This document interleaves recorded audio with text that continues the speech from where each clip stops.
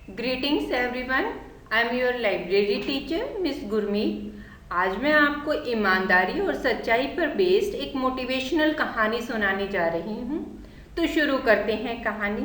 बात बहुत समय पहले की है। एक शहर था जिसका नाम प्रतापगढ़ था। प्रतापगढ़ के राजा को कोई भी संतान नहीं थी।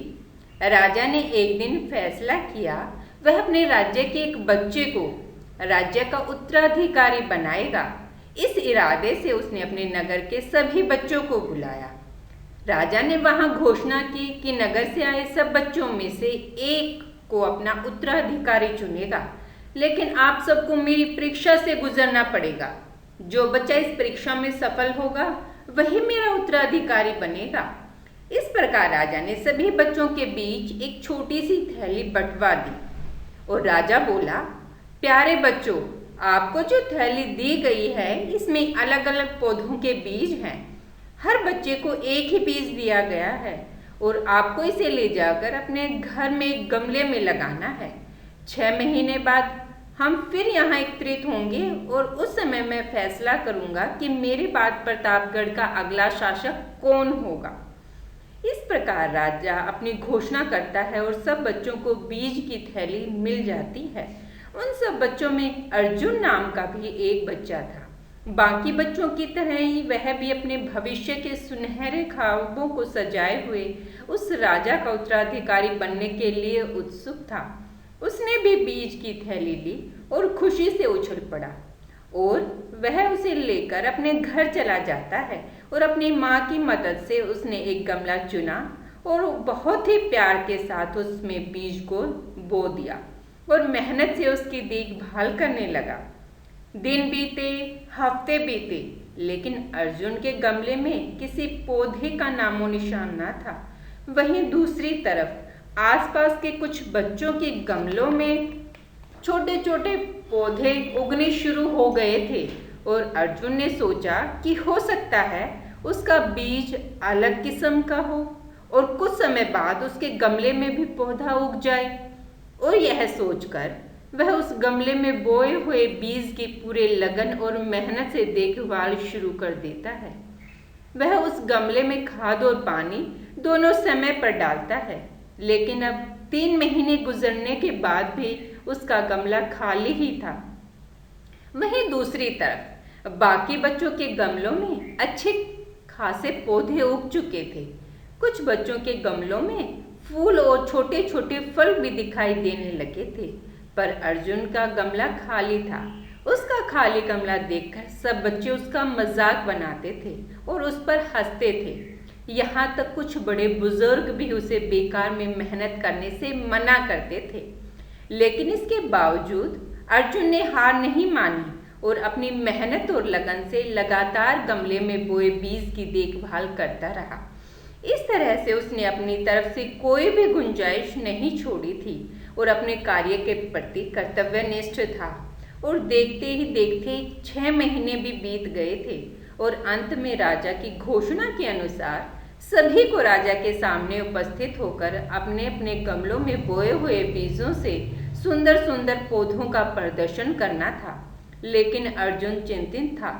अब तक उसके गमले में किसी भी पौधे का आगमन नहीं हुआ था और वह मन ही मन सोचने लगा, अगर मैं अपने खाली गमले को लेकर राजा के सामने गया तो सब लोग मुझ पर कितना हंसेंगे और मैं हंसी का पात्र बन जाऊंगा। और इससे भी ज़्यादा दुखी तब होगा अगर राजा मुझसे नाराज ना हो जाए और इसी नाराजगी में मुझे कोई सज़ा ना दे दे। और किसी को यकीन नहीं होगा कि मैंने अपनी मेहनत और लगन से पौधे की देखभाल की थी, लेकिन फिर भी मेरा गमला खाली ही रह गया और वो सब मुझे आलसी ही समझेंगे। लेकिन उसकी माँ उसकी परेशानी समझ रही थी। उसकी माँ ने उसकी आंखों में देखकर कहा, बेटा, नतीजा कुछ भी हो, तुम्हें राजा का दिया हुआ बीज उसे लौटाना ही चाहिए। इस प्रकार अब अर्जुन ने निश्चय कर लिया था कि चाहे कुछ भी हो जाए वह अपने गमले के साथ राजा के सामने जरूर उपस्थित होगा।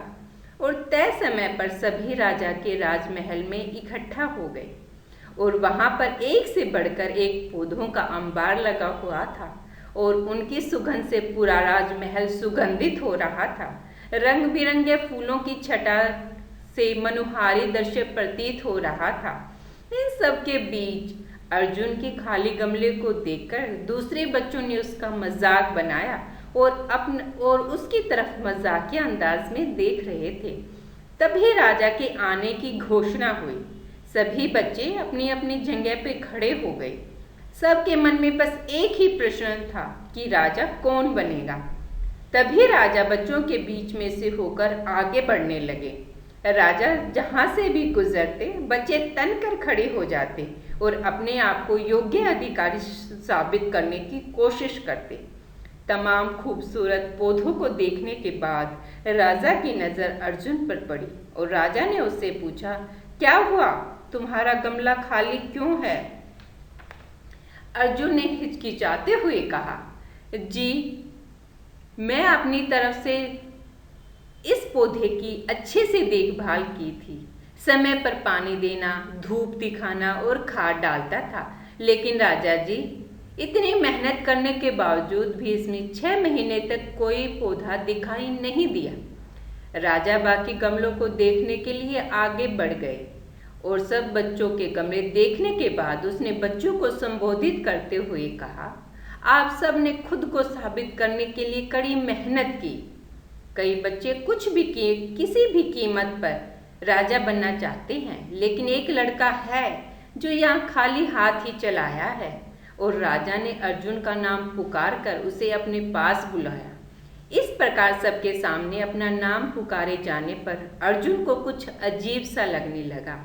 वह धीरे धीरे आगे बढ़ने लगा। जैसे ही राजा ने उसका गमला उठाकर सबको दिखाया तो सभी उस पर हंसने लगे। शांत हो जाएं, राजा ने ऊंची आवाज में कहा। 6 महीने पहले मैंने आपको बीज दिए थे और अपने अपने पौधों के साथ आने को कहा था। मैंने आपको जो बीज दिए थे असल में वो बंजर थे। आप चाहे कितनी भी कोशिश कर लेते, इन बीजों से कोई भी पौधा नहीं निकलता। लेकिन अफसोस है कि आप सबके बीच में अर्जुन ही है जो खाली गमले के साथ उपस्थित हुआ है। आप सबको अर्जुन से कुछ सीखना चाहिए। पहले तो उसने ईमानदारी दिखाई, बीज में से कुछ ना निकलने पर दूसरा बीज नहीं लगाया और उसके बाद खाली गमले के साथ यहाँ आने का साहस भी किया। ये सब जानते हुए कि लोग उस पर कितना हंसेंगे और उसे कितना अपमानित होना पड़ेगा, लेकिन फिर भी वह यहाँ पर सबके सामने आया। राजा ने अभिमान से कहा, मुझे यह घोषणा करते हुए खुशी हो रही है कि प्रतापगढ़ का अगला राजा अर्जुन ही होगा। यही उसकी ईमानदारी का असली इनाम होगा। तो बच्चों, हमें इस कहानी से यही शिक्षा मिलती है कि हमें हमेशा ईमानदारी से अपना काम करना चाहिए और अपने काम के प्रति ही हमें ईमानदार रहना चाहिए। उम्मीद करती हूँ आप सबको ये कहानी ज़रूर पसंद आई होगी। धन्यवाद।